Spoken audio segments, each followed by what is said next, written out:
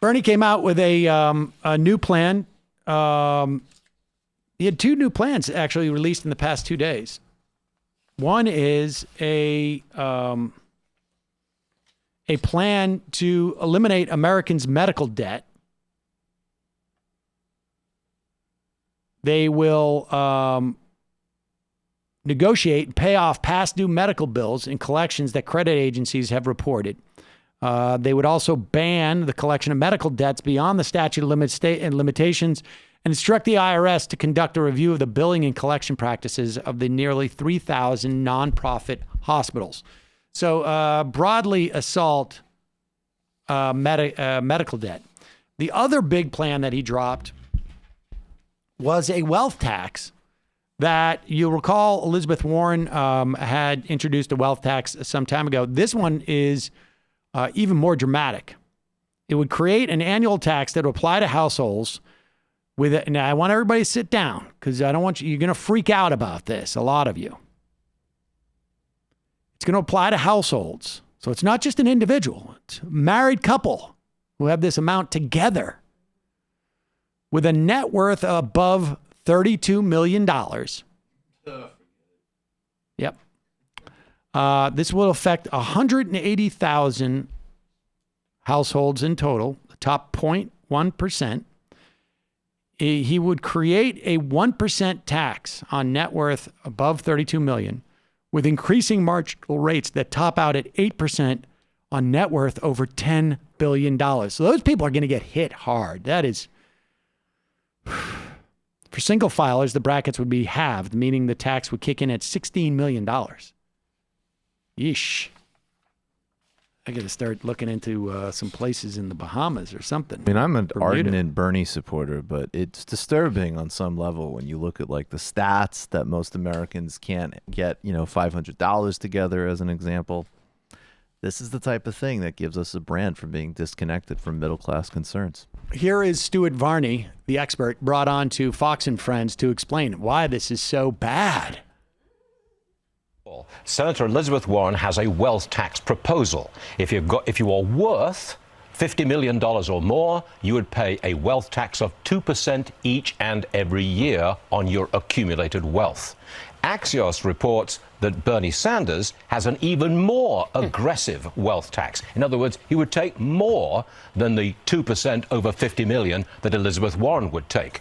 Either way, they are rotten proposals. Number one, they're a brand new form of taxation, and who needs that? And number two, it assumes that the government will do more good with the money they take off you than those wealthy individuals can do with it themselves, like create jobs, innovate in technology, put their money to work in different kind of ways. It's a rotten idea from top to bottom. When they sit down on their laptop, they say, wow, that's a populist message. Let's blame the successful people for the struggles I'm feeling, maybe for middle class and working class. They say, I like that idea. Do you think it would do more good? Pause it for 1 second. I just want to review. I wish we had the ability to put a quick chyron up, but we could show the 2 points that he makes against these proposals. First one is, who needs that? That's literally, it creates a new tax. Who needs that? That's the first reason why you would not want to do this, because who needs it? And the second one is, do you think that government will do better with this accumulated wealth tax than those who are sitting on this accumulated wealth?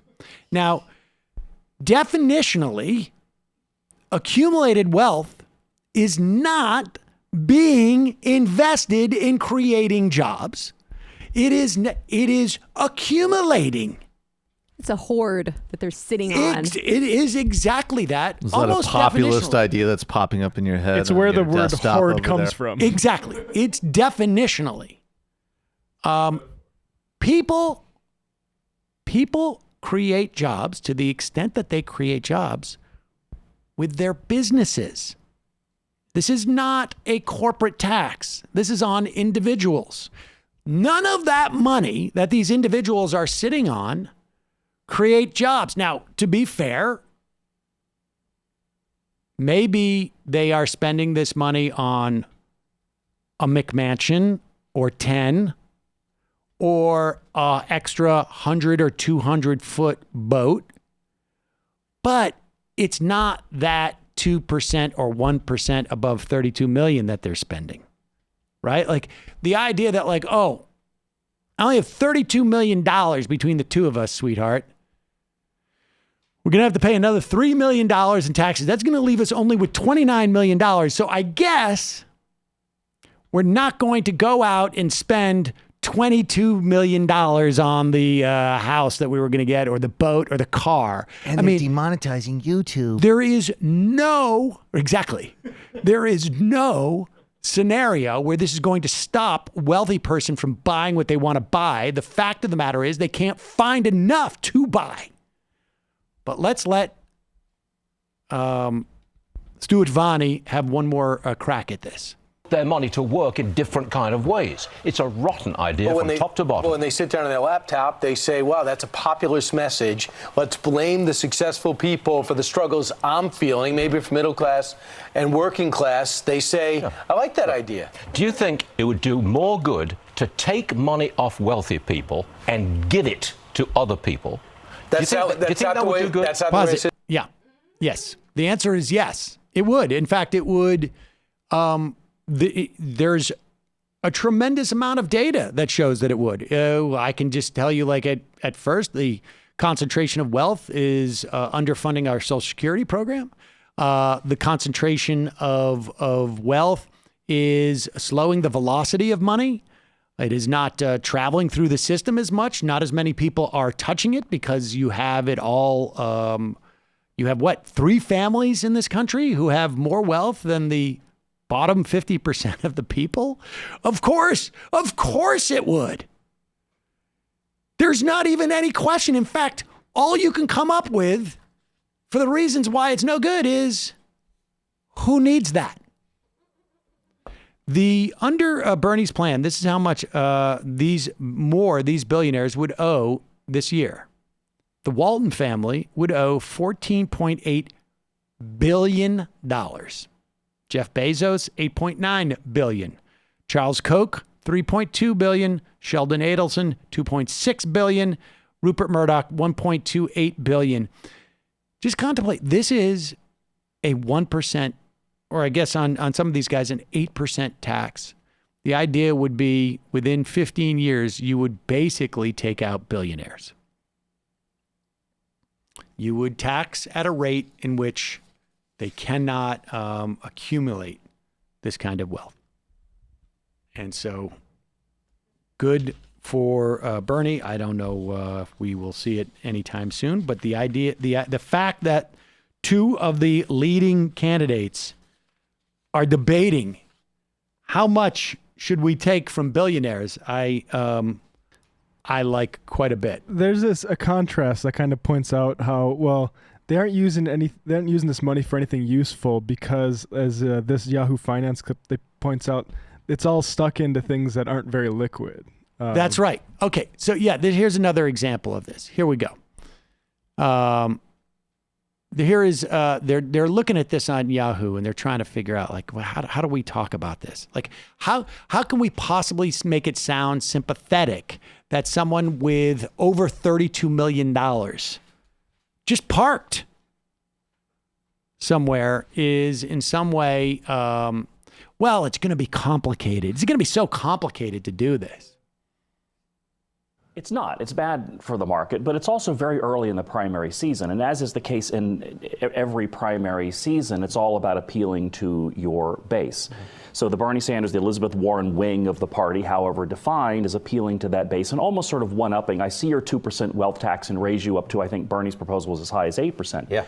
But the statement he tweeted this morning at, I think, 9:01. About 8% on over 10 billion worth. 8% on, I'm sorry. 10 billion. 10 billion or more. Billionaires, yeah, for couples, I think that is. Yeah. Couples, the leaving aside the legal challenges to it, the practicality is hard. People who have that much money don't have it in a bank account or in a brokerage account. It's held in illiquid, hard-to-value assets, be it private companies, be it real estate, be it art, for that matter.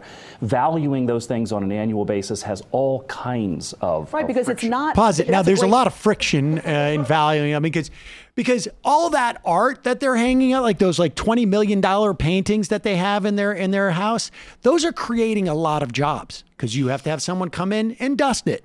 You have to have someone come in and make sure that the climate is correct in your McMansion so that the canvas does not get too crunchy in your apartment. Dude, we're talking above McMansion at this point. Oh, this isn't even McMansion. Yeah. right. No, it's McMansion is for the lowly mansion. 10 million. But I love the idea that this guy's saying, like, the implication is, when Bernie or Warren get into the general election, they're going to have to soften a little bit to bring in a wider coalition. They'll probably have to drop that wealth tax down to drop it up to, like, it'll be 40 million or above. The one or thing, billionaires lawnmower Give me over a break. Trump at every single debate. Like, oh, you're out here making a big show.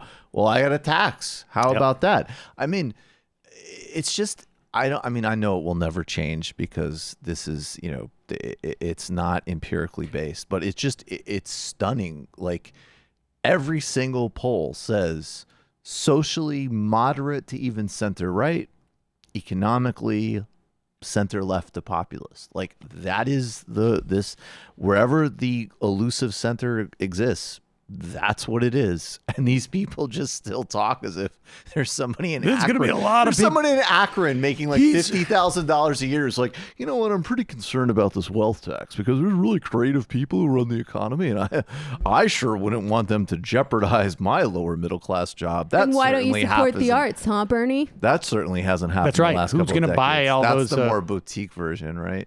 If you do that, there won't be any more public art in New York.